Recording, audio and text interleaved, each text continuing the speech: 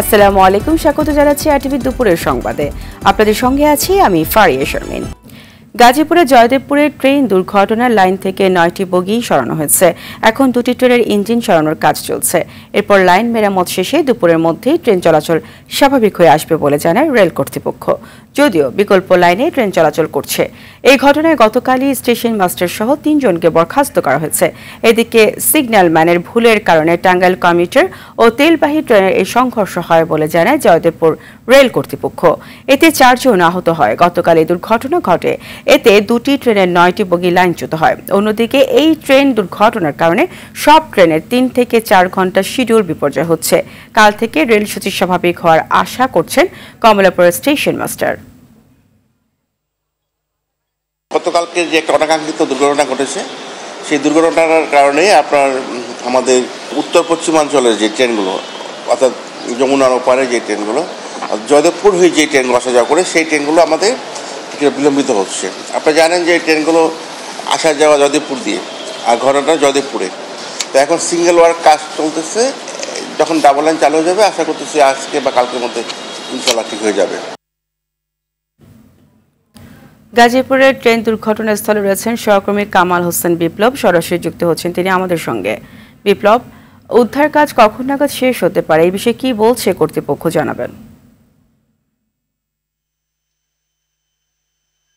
জি ফারিয়া, আপনি যেমনটি জেনেছেন যে এই 2টি ট্রেন দুর্ঘটনা গতকালকে 11টার সময় এই দুর্ঘটনা ঘটে। আজ কিন্তু 27 ঘন্টা পারি হয়ে গেলেও কিন্তু এখনো এই রেল লাইনের যে বগি রয়েছে বা ইঞ্জিন রয়েছে সেগুলো কিন্তু উদ্ধার করা সম্ভব হয়নি। তবে কর্তৃপক্ষের সাথে আমি কথা বলেছি, তারা এইমাত্র আমাকে জানিয়েছে যে বিকেল 4টার মধ্যেই কিন্তু এই রেল লাইনের যে বগি রয়েছে বা ইঞ্জিন রয়েছে সেগুলো সরানো হবে। তারপরেই কিন্তু এই রেল লাইন স্বাভাবিক হবে। আমি বলি যে এই দুর্ঘটনার পর থেকে কিন্তু উত্তরবঙ্গের যে ট্রেনগুলো যায় সেই লাইনের কিন্তু বন্ধ আছে, যার ফলে কিন্তু রেলের যে শিডিউল বিপর্যয় হয়েছে, সকাল থেকে কিন্তু শিডিউল বিপর্যয়ের কারণে কিন্তু যাত্রীদের দুর্ভোগ পোহাতে হয়েছে। তবে বলে রাখি যে একটি লাইন সচল রয়েছে, যার ফলে এই কর্তৃপক্ষ বলছেন যে একটি লাইন সচলের ফলে কিন্তু এই যে দুর্ঘটনার ট্রেন যে বগিগুলো সেগুলোর উদ্ধার কাজ ধীরগতি হচ্ছে। এই ছিল ফারিয়া রেল লাইনের দুর্ঘটনা এলাকা থেকে সর্বশেষ খবর। আপনাকে ধন্যবাদ। রেলের বাড়তি ভাড়া কার্যকর হলো আজ থেকে। গন্তব্য ভেদে 20 থেকে 150 টাকা বেড়েছে শোভন চেয়ারের ভাড়া। এসি চেয়ারে 300 এবং কেবিনের ভাড়া বেড়েছে 400 টাকা পর্যন্ত। বেয়াতি সুবিধা প্রত্যাহার করে ভাড়া বাড়ানোকে অযৌক্তিক বলছেন যাত্রীরা। সেবা না বাড়িয়ে ভাড়া বাড়ায় ক্ষোভ জানান অনেকেই। বছরের পর বছর চলে আসা বেসরকারি ট্রেনগুলোর অনিয়ম দূর করার দাবিও জানান তারা। দ্রুত রেয়াতি সুবিধা বাতিলের সিদ্ধান্ত প্রত্যাহার করে আগের ভাড়া বহালের দাবি ট্রেন যাত্রীদের।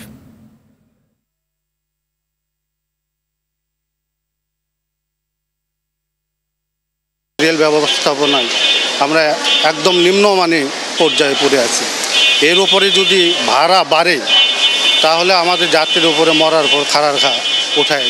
ভিতরে অনেক ময়লা থাকে আর কি, কিন্তু আমরা পরিষ্কার পরিচ্ছন্নতা পাইতেছি না এত ভাড়া দিয়ে যাওয়ার পরেও। কারণ আমার ট্রেন ছিল 11 কিন্তু প্রবাদী 7টা 15, এখন মতো ট্রেন আসার কোনো নামই নাই এবং এখানে কোনো লোক নাই যে বলবে যে কয়টার সময় ট্রেন আসবে। যদি এরকম অনিশ্চিত হয় তাহলে বাড়ানো তো এটা অযৌক্তিক। একটা সিটের টিকিট পাইতে হইলে 3টা টিকিট কাটতে হবে। তারা এইভাবে আজকে বছরের বছর এইভাবে দুর্নীতি করে যাচ্ছে। এই 2টা টিকিট আমাকে ফেলে দিতে হবে, কোনো কাজে লাগবে না। ওরা এইভাবে প্রতি মানুষ থেকে প্রতি যাত্রীর থেকে এইভাবে টাকা নিচ্ছে। প্রত্যেকটা টিকিটের টাকার হার বাড়ায় দিয়া আমগোর টিকিট নিতে হয়, তারপরেও সিট পাওয়ার সম্ভাবনা থাকে না। 3 জেলার সড়ক দুর্ঘটনায় 8 জন নিহত হয়েছে। সকালে নোয়াখালীর বেগমগঞ্জে ট্রাকের ধাক্কায় অটোরিকশার 3 যাত্রী নিহত হয়। নিহতরা হলেন ফজলুল করিম, রহমতুল্লাহ ও চালক আলাউদ্দিন। মুন্সিগঞ্জে নিহত হয়েছে একই পরিবারের 3 জন। এই সময় আহত হয়েছে আরও 2 জন। গেল রাতে ঢাকা চট্টগ্রাম মহাসড়কের মুন্সিগঞ্জের গজারিয়ায় কাভার্ড ভ্যান একটি প্রাইভেট কারকে ধাক্কা দেয়। এই সময় গাড়িটি রাস্তার পাশের খাদে পড়ে যায়। এতে 3 জন নিহত হয়। এদিকে গাজীপুরের শ্রীপুরে নির্মাণ শ্রমিক বহনকারী পিকআপকে পিছন থেকে ড্রাম ট্রাক ধাক্কা দেয়। এতে পিকআপটি উল্টে 2 নির্মাণ শ্রমিক নিহত হয়। এই ঘটনায় 12 শ্রমিক আহত হয়েছে। ভোরে শ্রীপুর পৌরসভার মধ্যে ভাংনাহাটি এলাকায় এই দুর্ঘটনা ঘটে।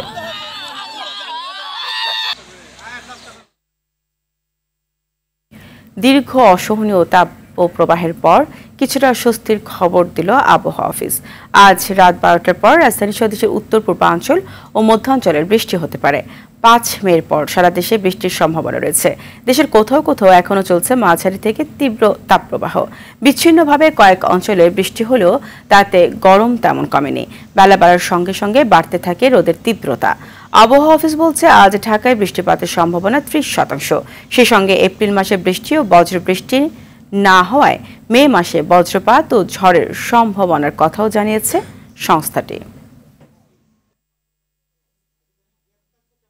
5 তারিখ থেকে এই বজ্রবৃষ্টি অথবা বৃষ্টিপাতের তীব্রতা বৃদ্ধি পেতে থাকবে। 6 তারিখ থেকে আরও বৃদ্ধি পেতে থাকবে। 6 তারিখ 5 তারিখ থেকে 11 তারিখ পর্যন্ত প্রায় প্রতিদিনই দেশের কোথাও না কোথাও বৃষ্টি অথবা বজ্রসহ বৃষ্টি হবে এবং তার এরিয়া কভারেজও বৃদ্ধি পেতে থাকবে।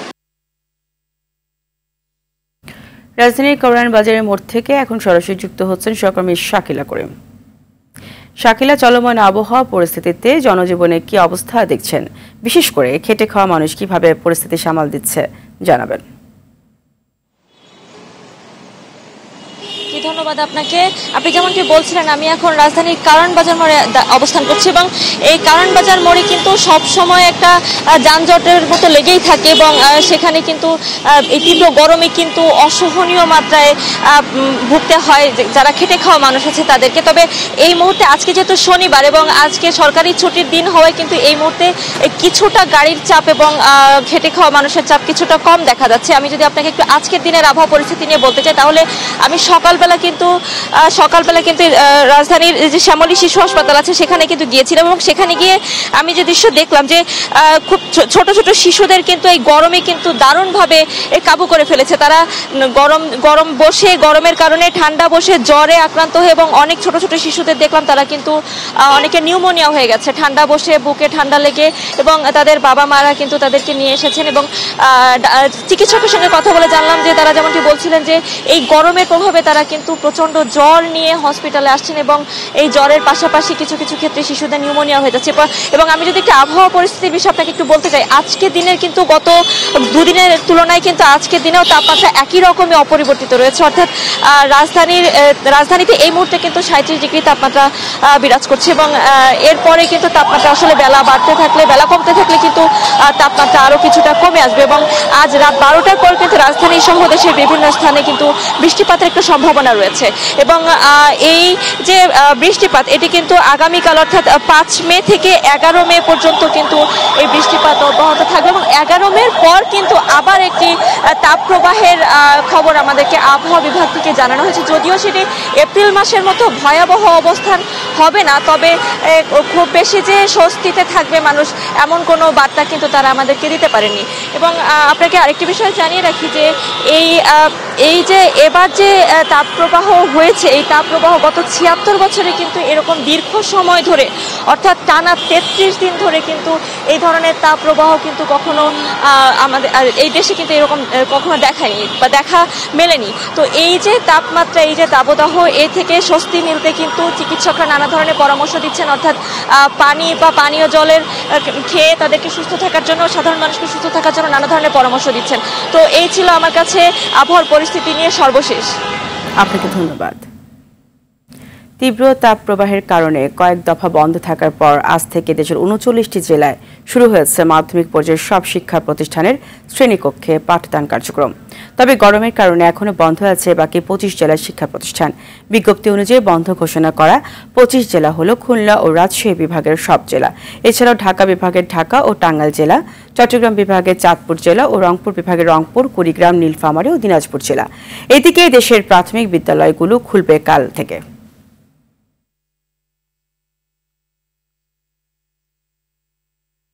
তাপপ্রবাহ আর ঝড় বৃষ্টির মধ্য দিয়েই কাটবে চলতি মাসও। তবে পুরো মাস জুড়ে তাপমাত্রা থাকবে স্বাভাবিকের চেয়ে 3 থেকে 5 ডিগ্রি বেশি। এছাড়াও চলতি বছর বৃষ্টিপাতেও বেশি হওয়ার আশঙ্কা করছেন আবহাওয়াবিদরা। ফলে দেশের বিভিন্ন অঞ্চলে বন্যা ও বড় শহরগুলোতে জলাবদ্ধতা ভয়ঙ্কর রূপ নিতে পারে বলে জানিয়েছেন বুয়েটের পানি ও বন্যা ব্যবস্থাপনা ইনস্টিটিউটের পরিচালক অধ্যাপক AKM সাইফুল ইসলাম। বিস্তারিত শরীয়ত খানের রিপোর্টে। এক মাসেরও বেশি সময় ধরে সারা দেশে বইছে মাঝারি থেকে তীব্র দাবদাহ। জনজীবনে নেমে এসেছে বিপর্যয়। প্রভাব পড়েছে কৃষি থেকে শুরু করে সব খাতে। তবুও আবহাওয়া নিয়ে তেমন কোনো সুখবর নেই। চলতি মাসেও অব্যাহত থাকবে দাবদাহ।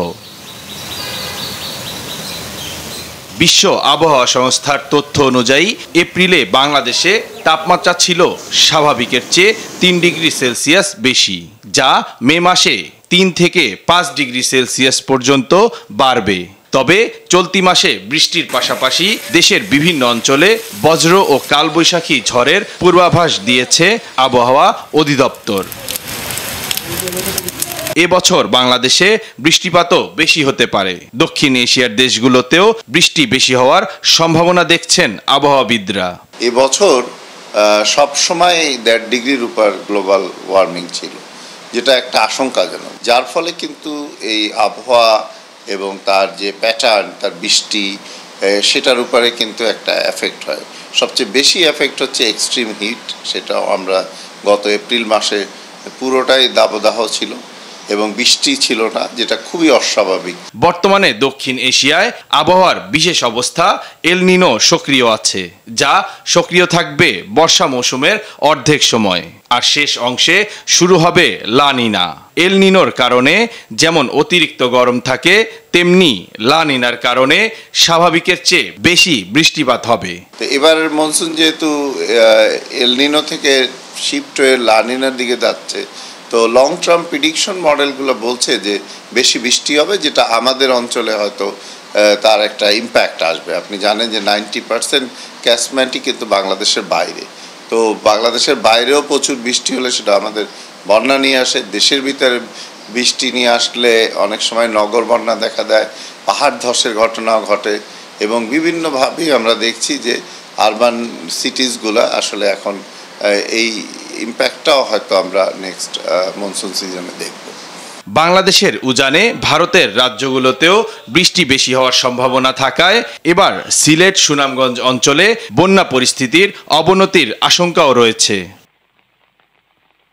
শরীয়ত খান, RTV, ঢাকা। তীব্র তাপদাহের প্রভাব পড়েছে টাঙ্গাইলের পোল্ট্রি শিল্পে। প্রচণ্ড গরমে খামারে খামারে হিট স্ট্রোকে মারা যাচ্ছে ব্রয়লার মুরগি। কমতে শুরু করেছে ডিমের উৎপাদন। এতে মারাত্মক ক্ষতির মুখে খামারিরা। এদিকে তীব্র গরমে মুরগি বাঁচাতে খামারিদের পরামর্শ দিচ্ছে জেলা প্রাণী সম্পদ বিভাগ। টাঙ্গাইল থেকে কামাল হোসেনের পাঠানো তথ্যছবিতে সৈয়দা সামিয়া তামান্নার রিপোর্ট। তীব্র গরমে চারিদিকে অতিষ্ঠ জনজীবন। এর প্রভাবে টাঙ্গাইলের পোল্ট্রি খামারগুলোতেও মারা যাচ্ছে মুরগি, কমে গেছে ডিমের উৎপাদন। ফলে হতাশায় কপালে চিন্তার ভাঁজ খামারিদের। তাপদাহের টাঙ্গাইলে তাপমাত্রা ওঠানামা করছে 40 থেকে 41 ডিগ্রিতে। প্রাকৃতিক দুর্যোগের কারণে বাজারেও কমেছে ব্রয়লার মুরগি ও ডিমের দাম। মুরগির খামারগুলোতে বারবার স্প্রে করে ঘর ভিজিয়ে রেখে লোডশেডিংয়ের মধ্যেও জেনারেটরের মাধ্যমে ফ্যান চালু রেখে কিংবা স্যালাইন দিয়েও শেষ রক্ষা করতে পারছেন না খামারিরা। রোদ্রের মধ্যে প্রতিদিন এক একটা খামারের থেকে 5টা 7টা করে মুরগি মারা যাইতেছে। ডিম কমে গেছে, ডিম আসতেছে না। আর ডিমের দাম তো অটোমেটিকলি অনেক কমে গেছে। প্রচন্ড গরম, এই গরমের কারণে অনেক প্রোডাকশন কমে গেছে। ডিমের 50টা মতো মুরগি মারা গেছে। মুরগি এই গরমের মধ্যে বা স্টক করে মারা যেতেছে, কারণ থাকে তেল খরচ করে জেনারেটর চালামু, এই খরচটা আমরা পাইতেছি না ডিমের থেকে। খুবই খারাপ অবস্থা ভাই। আমাদের মুরগি প্রতিদিনই এই রোদের কারণে মারা যাচ্ছে। আমরা যারা সাধারণ খামারি, আমরা এখন বর্তমানে অনেকটা লসের মধ্যে আছি। তবে তীব্র গরমে মুরগি বাঁচাতে খামারিদের নানা পরামর্শ দিচ্ছে জেলা প্রাণী সম্পদ বিভাগ। অত্যাধিক তাপের ভিতরে আমরা খামারিদের বলে থাকি হাই প্রোটিনাস খাবার যেগুলো, এগুলোকে একটু অ্যাভয়েড করার জন্য, কম দেওয়ার জন্য। আমরা অত্যাধিক তাপে করণীয় নিয়ে বিভিন্ন ধরনের লিফলেট আমরা ছেড়ে থাকি। আমরা মাঠ পর্যায়ে আমাদের লোকদেরকে খামারিদের সাথে পরামর্শ দেওয়ার জন্য আমরা বলে আসছি এবং পরামর্শ দেওয়া হচ্ছে। আমরা যত দ্রুত সম্ভব এই ধরনের পরামর্শ আমরা সমস্ত খামারের ভিতরে ছড়িয়ে দিব। এই সমস্যা সমাধানে সহায়তা চান ক্ষতিগ্রস্ত খামারিরা। সৈয়দা সামিয়া তামান্না, RTV। উজানের বৃষ্টিপাতে বেড়েছে সুনামগঞ্জের সুরমা, কুশিয়ারা সহ অভ্যন্তরীণ সব নদ নদীর পানি। এতে চাপ সৃষ্টি হয়েছে হাওরের ফসল রক্ষা বাঁধে। জেলার শান্তিগঞ্জে সাংহাই হাওরে সুইচ গেট দিয়ে পানি ঢুকছে, তবে হাওরের নিচু এলাকার ফসল শতভাগ কেটে ফেলায় ক্ষতি এড়ানো গেছে। ধীরগতিতে পানি বাড়তে থাকায় বন্যা থেকে হাওর এলাকা এখনও নিরাপদ বলে জানিয়েছে পানি উন্নয়ন বোর্ড। কৃষি বিভাগ জানিয়েছে বন্যার পূর্বাভাসের মধ্যে হাওরের ধান দ্রুত কেটে ফেলছে কৃষকরা। আগামীকালের মধ্যে হাওরের শতভাগ ধান কাটা হয়ে যাবে, তবে হাওরের বাইরে 20,000 হেক্টর জমির ফসল কাটতে 1 সপ্তাহ লাগতে পারে।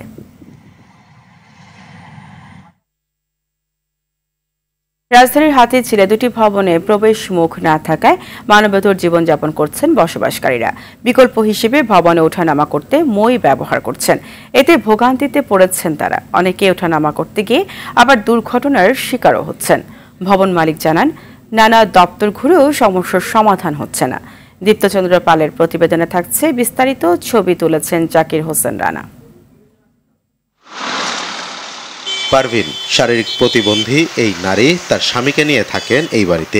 সংসার চালাতে কখনো রাস্তায়, কখনো আবার ফুটপাতে বসে পান বিক্রি করেন তিনি। তার পায়ের সমস্যা নিয়ে প্রতিদিন অন্তত 8 থেকে 10 বার বাড়িতে ওঠানামা করতে এই মই ব্যবহার করেন তিনি। কি করবো ভাইয়া, আমি এখন অন্য জায়গায় ধরালে অত দাম দিয়ে পারি না ভাই, কষ্ট করে দিই 2000 টাকা। এই বাড়ি দুটির প্রায় 300 বাসিন্দা জীবনের ঝুঁকি নিয়েই মইকেই বেছে নিয়েছে গেটের বিকল্প হিসেবে। ফলে প্রায় দুর্ঘটনার শিকার হতে হয় তাদের। যাতায়াতের পথ ছিল একসময়, বাড়ির ভিতরে তার একটা রাস্তা ছিল, ওইটা মালিকানা জায়গা, ওরা বন্ধ করে দিছে। হ্যাঁ বলছি, শুধু এক কাছে গেলে হ্যাঁ বলে শুধু তারিখ দেয়, এই তারিখে হবে, অমুক তারিখে হবে, অমুক দিনে হবে, মানে এক সময় এক তারিখ দিতেছে। এই যে কষ্ট, যে নামা উঠা কষ্ট, এইটাকে হয়তো খেয়াল করছেন কিনা, আমি চালুর বস্তা নিয়ে উঠছি, এটা নিয়ে আমাদের খুবই কষ্ট। আমার ওয়াইফ চাকরি করে, সে উঠে নামে তো কষ্ট হয়। আরেকদিন একটা এই বাসায় এক মহিলা সিঁড়ি থেকে পড়ায় 7-8টা সিঁড়ি পড়ছে, বয়স্ক মহিলা। 2 বাচ্চা লইয়া নামছি, খুব কষ্ট হয়। ঠিক আছে, এই যে গেট হয় না, এই আমাকে খুবই কষ্ট। এখন বাজার সাথে করলে এইদের উপর দিয়ে উঠে যায়। 3-4 মন করেন পড়ে যে দাঁতে ব্যথা পাইছে, তারপর মাথা ভাসছে। প্রবেশমুখ না থাকায় ভবনে কোনো দুর্ঘটনা বা আগুন লাগলে তাৎক্ষণিক বের হওয়ার কোনো ব্যবস্থা নেই। তাই যে কোনো সময় বড় দুর্ঘটনার আশঙ্কা থেকেই যাচ্ছে। বাইসেস কোনো আগুন লেগে যায় তাহলে আমাকে বাঁচার কোনো ক্যাপাসিটি নাই। এই বাচ্চা পোলাবান কিভাবে বাঁচবো আমরা? নাইলে বড় মানুষ দেওয়াল টকে বেঁচে যাবো, কিন্তু মাল ছাপানা, বাচ্চা পোলাবান, বয়স্ক লোক যারা আছে এরা কিভাবে বাঁচবো? আগুন লাগলে কি হইব, যে পুড়ে মরবো না হয় আত্মহত্যা করবো, এটাই। তখন পুড়ে মরতে হবে, পোড়া ছাড়া তার উপায় নেই। তাহলে এই যে গেট নাই, এখন আর কিভাবে বের হবো আমরা? এখন 3 তলা দিয়ে যদি ছাদে গুণে লাভ দিই, তাও তো মরা লাগবে। ভবনের মালিক জানান, সরকারি জমি অধিগ্রহণ করার পর থেকেই এই জটিলতা দেখা দেয়। রাজুকে বারবার ধর্ণা দিয়েও কোনো সুফল মেলেনি। বিষয়টি নিয়ে রাজুকের কোনো বক্তব্যও পাওয়া যায়নি। সড়ক জনমত নেওয়ার পরে আমাদেরকে 1-1.5 ফুট জায়গা দিয়ে গেছিল, কিন্তু এইটা আমার পাশের যে এন্টি পার্টি যারা ছিল, বাজার কর্তৃপক্ষ, তারা দাবি করে আটকাইয়া দেয়। তা আমি রাজুকে আবেদন করছি, আজকে প্রায় 5-6 মাস হবে। রাজুক থেকে যা বলে আমি তাই বলি, এই সামনের সপ্তাহে আসেন, হয়ে যাবে। এইরকম করে আজকে প্রায় 5-6 মাসই ভোগান্তি ভোগাইতে আছে। আইনি জটিলতা দূর করে শীঘ্রই বাড়ি দুটির জন্য প্রবেশপথের ব্যবস্থা করবে এমন প্রত্যাশা বসবাসকারীদের। দীপ্তচন্দ্র পাল, RTV, ঢাকা। জনগণের ভোটে নির্বাচিত নয় বলেই এই সরকারকে ক্ষমতায় দেখতে চায় না দেশের মানুষ, এমন মন্তব্য করেছেন বিএনপি স্থায়ী কমিটির সদস্য ডক্টর আব্দুল মঈন খান। সকালে রাজধানীর চন্দ্রিমা উদ্যানে জিয়াউর রহমানের সমাধিতে ওলামা দলের নবনির্বাচিত কমিটির নেতাদের নিয়ে দোয়া ও মোনাজাত শেষে এসব কথা বলেন তিনি। ডান বাম সবাই বলছে সরকার এদেশকে ধ্বংস করে দিয়েছে, তাই দেশের মানুষের আকাঙ্ক্ষা পূরণে পরিবর্তন চায় বিএনপি। দেশকে নতুন করে গড়ে তুলতে চাইলে গণতন্ত্র ফিরিয়ে আনতে হবে বলেও মন্তব্য করেন মঈন খান। পরিবেশ সুরক্ষা কেন্দ্রীয় নীতির অংশ। যারা পরিবেশ নিয়ে সাংবাদিকতা করবে তাদের সুরক্ষা সহ সব ধরনের সহযোগিতা দেওয়ার কথা জানিয়েছেন তথ্য প্রতিমন্ত্রী মোহাম্মদ আরাফাত। অতি দ্রুত গণমাধ্যম কর্মী আইন পর্যালোচনা করে সংসদে উপস্থাপন করা হবে বলেও জানান তিনি। সকালে জাতীয় প্রেস ক্লাবে বিশ্ব মুক্ত গণমাধ্যম দিবস উপলক্ষে সম্পাদক পরিষদ আয়োজিত আলোচনা সভায় প্রতিমন্ত্রী এসব কথা বলেন। সম্পাদক পরিষদের সভাপতি ও ডেইলি স্টার সম্পাদক মাহফুজ আনামের সভাপতিত্বে অনুষ্ঠানে নওয়াব সভাপতি AK আজাদ ও জাতীয় প্রেস ক্লাবের সাধারণ সম্পাদক শ্যামল দত্ত সহ সম্পাদকরা উপস্থিত ছিলেন। পরিবেশ সুরক্ষার জন্য যে সাংবাদিকতা, সেই সাংবাদিকতাকে আমরা প্রণোদনা দিতে চাই, উৎসাহ দিতে চাই, সমর্থন দিতে চাই এবং সুরক্ষা দিতে চাই। মন্ত্রণালয় থেকে চিঠি পাঠিয়েছি যে প্রত্যেকটি সংগঠন থেকে 2 জন করে প্রতিনিধি আপনারা দেবেন এবং 2 জন করে প্রতিনিধি আসার পরে সবাই মিলে বসে গণমাধ্যম কর্মী আইনটা পর্যালোচনা করে প্রত্যেকে তাদের ইনপুট দিবেন। সেই ইনপুটগুলো নিয়ে আমরা এটাকে ফুল প্রুফ একটা আইনে করে তারপরে দ্রুততম সময়ে স্ট্যান্ডিং কমিটিতে নিয়ে আমরা সংসদে পাশ করার ব্যবস্থা করব। জন্মের পর স্বাভাবিকভাবে বেড়ে উঠেছিলেন, কিন্তু 10-12 বছর বয়সে দেখা দেয় শারীরিক অসঙ্গতি। হঠাৎ হাত পা বেঁকে গিয়ে শারীরিক প্রতিবন্ধী হয়ে পড়েন। এমনটি হয়েছে নওগাঁর নিয়ামত উপজেলার 4 ভাই বোনের জীবনে। তাদের দেখাশোনা করেন সৎ মা। আর্থিক সংকটে থাকা পরিবারের কারো উন্নত চিকিৎসা সম্ভব হয়নি। সৈয়দা মুনিরা ইসলামের রিপোর্ট, সহায়তা করেছেন নওগাঁ প্রতিনিধি আরিফুল হক। ছিলেন সুস্থ স্বাভাবিক। বয়স যখন 10 থেকে 12 বছরের কোঠায়, ঠিক তখনই জীবনে আসে ছন্দপতন। হাত পা ছোট, চিকন ও বেঁকে হয়ে পড়েন শারীরিক প্রতিবন্ধী। কত না ভুলি তাই তো দিলে রসুলে আকরাম। বলছি নওগাঁর নিয়ামতপুর উপজেলার হরিপুর গ্রামের শারীরিক প্রতিবন্ধী 4 ভাই বোনের কথা। এরা হলেন 33 বছর বয়সী আব্দুল হাকিম, 31 বছর বয়সী আলমগীর, 30 বছর বয়সী সালমা ও 27 বছর বয়সী আব্দুর রহমান। জন্মের পর সুস্থ ছিলেন তারা, কিন্তু বয়স বাড়ার সঙ্গে সঙ্গে থেমে যায় তাদের শারীরিক বৃদ্ধি। এক পর্যায়ে হাত পা ছোট, চিকন ও বেঁকে যায়। অনেক চিকিৎসা করিয়েও লাভ হয়নি। আর্থিক সংকটে সম্ভব হয়নি উন্নত চিকিৎসা। এখন টুলে ভর করে বা অন্যের সহায়তায় চলাফেরা করতে হয় তাদের। মানে আমাদের যে সমস্যাটা জন্মগত না হওয়ার পর থেকে আস্তে আস্তে অবস্থা হতেই আছে, বেশি হচ্ছে। মানে আমরা চলতে পারি না। অনেকে দেখে আফসোস হয়, দুঃখ করি, আবেগ করি, কান্দি, আল্লাহ কেন এরকম করলো। আবার এই অবস্থায় আল্লাহ কাছে শুকরিয়াই করি। 5 ওয়াক্ত নামাজ পড়ি এবং ঘরে থাকি, ঘরে বাইরে হতে পারি না। আমি রাস্তাও যেতেও পারি না। খুব নানান সমস্যা হয়, চলতে ফিরতে, খাতে নিতে, সবকিছু করতে কষ্ট হয়। 4 ছেলে মেয়ের এমন করুণ পরিণতি দেখে মানসিক ভারসাম্য হারান তাদের মা। সন্তানদের দেখাশোনার জন্য আরেকটি বিয়ে করেন বাবা। সেই মা এখন নিজের সন্তানের মতোই 4 ভাই বোনকে দেখাশোনা করেন। অর্থ কষ্টে থাকা পরিবারটির পাশে দাঁড়াতে আহ্বান জানান প্রতিবেশীরাও। টুলে বসে চলাফেরা করে, গা গোসল, বাথরুমে যখন অসুস্থ হয়ে পড়ে তখন আমাকে দেখতে হয়। আমরা চাই যে সরকারের পক্ষ থেকে এবং ভালো বিত্তবানের পক্ষ থেকে তাদের সহায়তা করুক। 4 ভাই বোন প্রতিবন্ধী ভাতা পেয়ে থাকেন। সরকারিভাবে আরো সহায়তার আশ্বাস দেন এই কর্মকর্তা। ভাতা প্রোগ্রাম আওতায় এনেছি।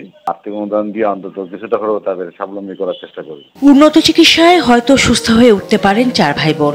সরকার ও বিত্তবানদের সহায়তায় ঘুরে দাঁড়ানোর স্বপ্ন দেখে পরিবারটি। সৈয়দা মুনিরা ইসলাম, RTV। আন্তর্জাতিক ফায়ার ফাইটার্স দিবস উপলক্ষে শিবলিজের প্রযোজনায় চতুর্থবারের মতো RTV ও RR কেবল নির্ভীক সম্মাননা 2024 আয়োজন করতে যাচ্ছে। রাজধানী তেজগাঁও বেঙ্গল মাল্টিমিডিয়া স্টুডিওতে আনুষ্ঠানিকভাবে এ সময় 6 জন অগ্নিসেনাদের হাতে নির্ভীক সম্মাননা তুলে দেওয়া হবে। অনুষ্ঠানে প্রধান অতিথি হিসেবে উপস্থিত থাকবেন স্বাস্থ্যমন্ত্রী ডাক্তার সামন্তলাল সেন।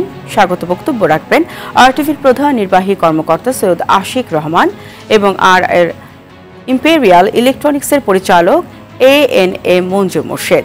এছাড়াও শুভেচ্ছা বক্তব্য রাখবেন RR ইম্পেরিয়াল ইলেকট্রনিক্সের CEO, ফায়ার সার্ভিসের পরিকল্পনা উন্নয়ন এবং প্রশিক্ষণ বিভাগের পরিচালক সহ বিভিন্ন বিশিষ্টজনরা।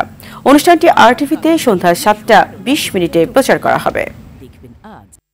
ফিলিস্তিনের গাজায় ইসরায়েলের গণহত্যা বন্ধের দাবিতে যুক্তরাষ্ট্রে শুরু হওয়া বিক্ষোভ ছড়িয়ে পড়েছে বিশ্বের বিভিন্ন প্রান্তে। যুক্তরাষ্ট্রের পাশাপাশি অস্ট্রেলিয়া, ফ্রান্স, কানাডা, যুক্তরাজ্য সহ আরও অনেক দেশের বিশ্ববিদ্যালয়েও প্রতিবাদ মুখর শিক্ষার্থীরা। অবিলম্বে গাজায় হামলা বন্ধের দাবি তাদের। বিভিন্ন স্থানে বিক্ষোভরত শিক্ষার্থীদের আটক করছে আইনশৃঙ্খলা বাহিনী। বিস্তারিত ইয়ামিনের রিপোর্টে। যুক্তরাষ্ট্রের পর একে একে এবার অস্ট্রেলিয়াতেও ছড়িয়ে পড়েছে বিক্ষোভের আগুন। রাজধানী সহ দেশটির বিভিন্ন শহরের অন্তত 7টি বিশ্ববিদ্যালয়ে ইসরায়েলি হামলার প্রতিবাদে তাঁবু ফেলে অবস্থান নিয়েছে শিক্ষার্থীরা। এক প্রতিবেদনে তথ্য জানায় মার্কিন সংবাদ মাধ্যম CNN। এদিকে শান্তিপূর্ণভাবে চলা এ প্রতিবাদ নিয়েও প্রতিষ্ঠানগুলোতে উত্তেজনা তৈরি হচ্ছে। ব্রিসবেনের কুইন্সল্যান্ড বিশ্ববিদ্যালয় এই বিক্ষোভের একটি গুরুত্বপূর্ণ কেন্দ্রে পরিণত হয়েছে। এ বিশ্ববিদ্যালয়ে শুধু ফিলিস্তিনপন্থী শিক্ষার্থীরাই নয়, আন্দোলন করছে ইসরায়েলপন্থী শিক্ষার্থীরাও। একই ক্যাম্পাসে মুখোমুখি অবস্থান করছে তারা। অন্যদিকে প্রায় 50টি তাঁবু স্থাপন করে অবস্থান নিয়েছে সিডনি বিশ্ববিদ্যালয়ের শিক্ষার্থীরাও। সেখানে প্রায় 100 জন শিক্ষার্থী রাতে অবস্থান করলে গতকাল পাল্টা বিক্ষোভের আয়োজন করে ইসরায়েলপন্থী শিক্ষার্থীরাও। এদিকে শিক্ষার্থীদের যুদ্ধবিরোধী বিক্ষোভকে বর্ণবাদী ও ইহুদি বিদ্বেষী বলে মন্তব্য করেছেন অস্ট্রেলিয়ার বিরোধী দলীয় নেতা পিটার ডুটন। এদিকে ফ্রান্সের প্যারিসে সায়েন্সেস পো বিশ্ববিদ্যালয়ে গাজায় গণহত্যা বন্ধের দাবিতে বিভিন্ন প্ল্যাকার্ড নিয়ে বিক্ষোভ করেন শিক্ষার্থীরা। এছাড়াও প্যারিসের সরবন বিশ্ববিদ্যালয়েও এপ্রিলের শেষ থেকে যুদ্ধবিরোধী বিক্ষোভ শুরু হয়। অন্যদিকে কানাডার ম্যাকগিল বিশ্ববিদ্যালয় প্রতিবাদরত শিক্ষার্থীদের সরিয়ে দেওয়ার ঘোষণা দিয়েছে বিশ্ববিদ্যালয় কর্তৃপক্ষ। এছাড়া টরন্টো, ব্রিটিশ কলম্বিয়া বিশ্ববিদ্যালয় সহ আরও স্থানে বিক্ষোভ চালিয়ে যাচ্ছে শিক্ষার্থীরা। যুক্তরাজ্যের নিউক্যাসল বিশ্ববিদ্যালয় চত্বরে ফিলিস্তিনিদের সমর্থনে অবস্থান নিয়েছে বিক্ষোভকারী শিক্ষার্থীরা। এছাড়াও দেশটির লিডস, ব্রিস্টল ও ওয়ারউইক শহরের বিশ্ববিদ্যালয়গুলোতে বিক্ষোভ অব্যাহত রেখেছে শিক্ষার্থীরা। বিনয়ামিন, RTV। 5 ম্যাচ সিরিজের দ্বিতীয় টি20তে আগামীকাল বাংলাদেশের মুখোমুখি হবে জিম্বাবুয়ে। চট্টগ্রামের জোহর আহমেদ চৌধুরী স্টেডিয়ামে ম্যাচটি শুরু হবে সন্ধ্যা 6টায়। প্রথম ম্যাচে দাপটে জয় নিয়ে সিরিজে 1-0-তে এগিয়ে রয়েছে বাংলাদেশ। দ্বিতীয় ম্যাচের আগে তাই বিশ্রামে ছিল টিম টাইগার্স। তবে প্রথম ম্যাচে হারের ক্ষত ভুলে ঘুরে দাঁড়াতে চায় সফরকারীরা। তাই দ্বিতীয় টি20-র আগে অনুশীলনে একটু বাড়তি মনোযোগ ছিল সেফরনদের। দুপুরের সংবাদ এ পর্যন্ত। সবশেষ সংবাদ জানতে যে কোনো মোবাইল ফোন থেকে 2414 নম্বরে ডায়াল করুন। জেলা সংবাদ বিকেল 4:45টায় দেখার আমন্ত্রণ রইল। ধন্যবাদ সবাইকে।